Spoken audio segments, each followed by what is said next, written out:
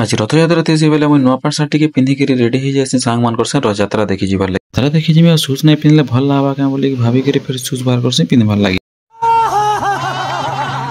सुज खाना पिंधमी हो देखसी जे हकरिया मूसा मैंने मोर सुज भीतर के पशिक अधा सुज के काटी देती सन्न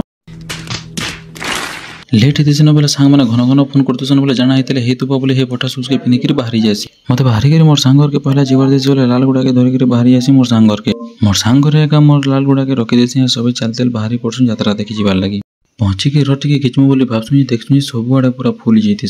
जेनता सेंता के जगह टे पैसु बोले यहाँ देखा रथ घिचमु न बोलिक जगह के आबरी पकासु यहाँ रथ घिचबार मौका मिली न बोली भगवान रथ के 150 स्पीड सागे सागे घिची नेसु भगवान भी मोर चलान कटा पका बोलिक सागे सागे ब्रेक मारी पकासन मझे सुभद्रा भगवान रथ खिंचा जाती जे नई खाली झ पिला मैंने खिचुती रथ